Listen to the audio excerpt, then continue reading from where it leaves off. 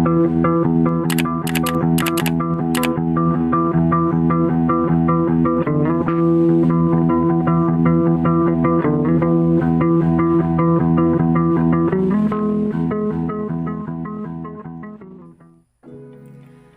guys, good morning, good day, or good afternoon, or good evening. Let us continue to read the Bible story found in the book of Genesis chapter 37, 1 to 37, down to chapter 47, 1 to 31. This is the story of the life of Joseph. Yung last na Bible story natin is nag-end tayo sa Joseph new coat. Now, let's continue our story about the life of Joseph and his brothers. Let's begin. Let's get started. Joseph and his brothers. Joseph showed his new coat of many colors to his 10 older brothers. They said, "Our father never made us coat of many colors." The brothers were angry, very angry, because of Joseph's new coat. Galit na galit sila kasi mayroong bagong jacket si Joseph.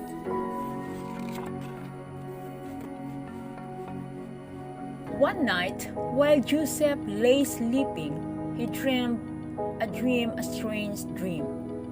He dreamed he and his brothers were in the field, tying sheaves of wheat. Suddenly, his sheaf stood up straight and tall. His brother's sheaves gathered around and bowed to his sheaf. Joseph told his brothers the strange dream. They said, "Do you think we are going to bow down to you?"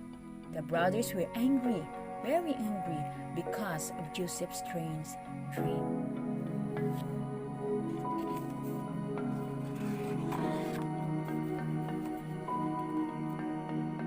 Joseph's brothers went to a faraway place to find green grass for the sheep. When they had been gone a long time, Father Jacob said to Joseph, "Go, see if your brothers are well, and if it be well with the sheep." Joseph put on his coat of many colors. He said goodbye to his father. He said goodbye to his little brother Benjamin. Then he began the long, long walk.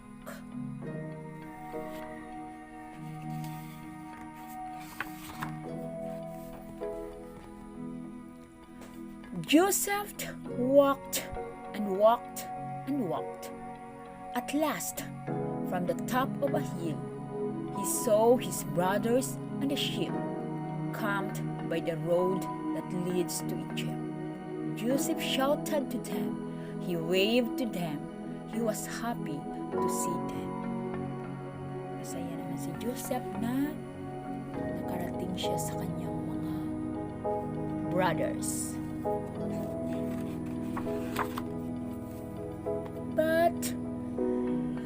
But Joseph's brothers were not happy to see him. They said, "There comes that dreamer." When he came near, they took hold of him. They pulled off his coat of many colors. They threw him into the deep pit. Joseph begged them to take him out of his feet and let him go home. But they paid no attention to his cries. They sat down and ate their lunch and didn't give Joseph even a crust.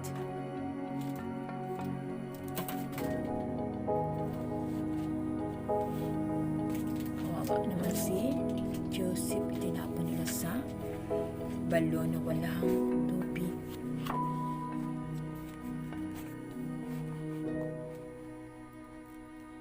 Down the dusty road that leads to Egypt came traders with their camels.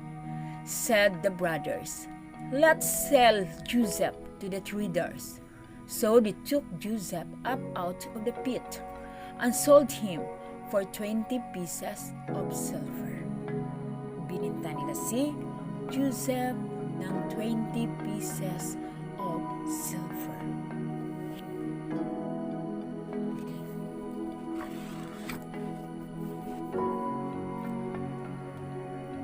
The traders took Joseph and went on their way. From the road, Joseph could see the hills where his father's tent was pitched. He knew Benjamin was there with his father. If only he could be there too. Joseph cried and cried and cried. Then Joseph stopped crying. He said, "I will be brave. God will take care of me." He said, "I will be brave." Wow, God will take care of me. Dapat maging matapang siya kasi alagaan siya ng Panginoon.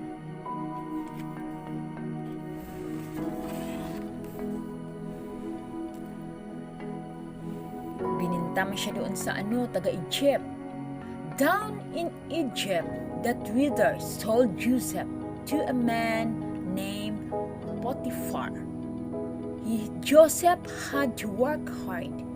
His legs got tired. His back got tired. But he did his work well. When he swept the floor, he was careful to sweep in the corners. When he pulled weeds in the garden, he pulled everyone. Potiphar said, "You are a good worker, Joseph." Kasi pag magwalis siya, yung mga sa gilid-gilid, kinukuha niya talaga yung mga dumi. At kung nasa garden naman siya, yung lahat ng mga damo na hindi bulaklak, na hindi halaman, na hindi mapakinabangan o hindi kailangan, kanyang binubunot talaga. Ibig sabihin, malinis si Joseph magtrabaho doon sa bahay ni Potiphar.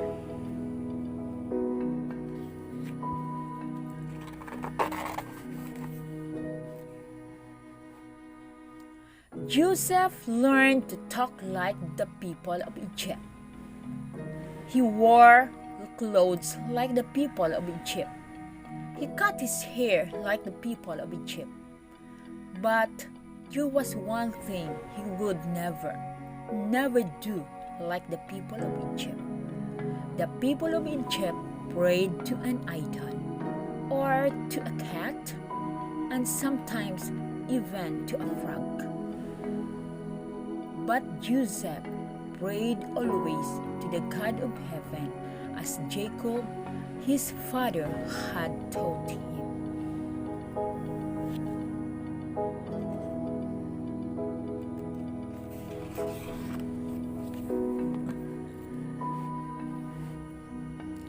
Many years went by.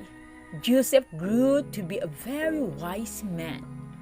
Now, it happened that the king of Egypt wanted a very wise man to build storehouses and to fill the storehouses with corn. The king said, "Where could I find a man wiser than Joseph? I will get Joseph to build the storehouses. I will have Joseph fill them with corn."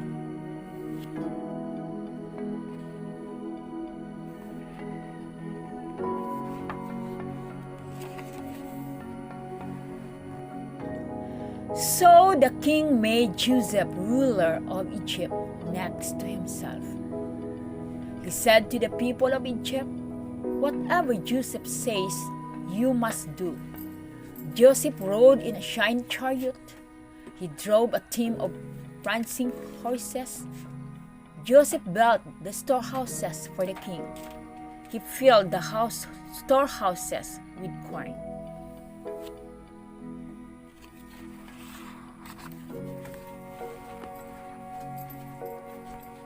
Then came the time of no rain. And because there was no rain, nothing grew. There was no corn for the people to eat, no corn for the cows or the horses. The people cried to the king, "Give us corn or we die." The king said, "Go to Joseph. He will help you. He will help you." Joseph opened up the storehouses and sold the people corn. Galing. One day, Joseph saw 10 little donkeys with empty sacks on their backs, coming toward the storehouse where he was selling corn. Beside the 10 little donkeys walked his 10 older brothers. The brothers didn't know Joseph, but Joseph knew them. They bowed to Joseph with their faces to the ground. Joseph remembered his dream about the sheep.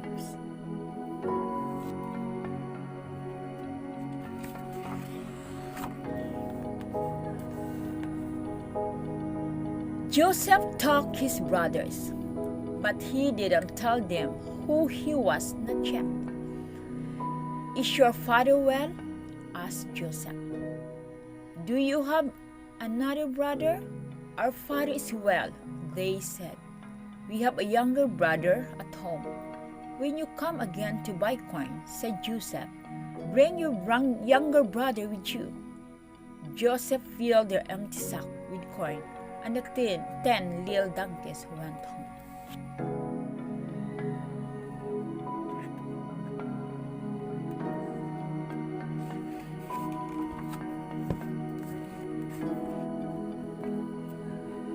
The brothers came again to buy corn. This time Benjamin was with them. Joseph stood up before his brothers, and they still did not know him. Then he said, "I am Joseph." Benjamin was happy to see Joseph, but the 10 older brothers were afraid. They said, "Now Joseph will punish us for selling him to the traders." But Joseph said, "Don't be afraid. Come to me." Joseph hugged Benjamin and all his brothers.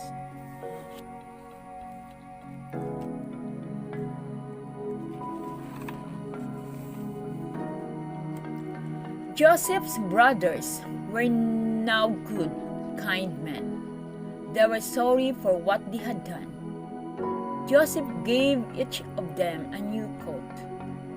He sent home with his brothers many presents for Jacob, his father. He sent wagons to move them all down to Egypt, where there was plenty of corn. Wow, ang daming pinadala ni Joseph sa kanila.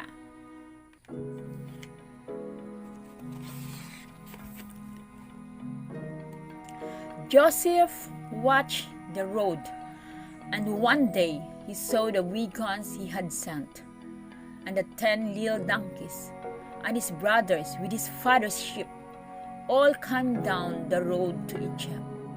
Joseph jumped into his chariot. He galloped his horses up the road to meet him. Saya-saya naman ni Joseph kasi dumating na yung kanyang father. When Jacob saw Joseph coming, he climbed down from the wagon. Joseph jumped down from his chariot. He ran to his father and threw his arms around him. He hugged him and hugged him. Now Joseph and his father and Benjamin and his 10 older brothers would all live together happily in the land of Egypt. Masayang-masaya na sila kasi kaisa na sila, nagkita sila Joseph at sa yung kanyang father. Wow, hanggang na lang dito yung ating story reading ng ating Bible story. Sa susunod na naman mga kaibigan, mga bata, patuloy nating subaybayan ang ating Bible story about sa mga Bible characters. So marami pa tayong aabangan ng mga story para sa ating na mapakinggan at makikita natin yung mga pictures. So maraming salamat. God bless you all. Thank you for watching.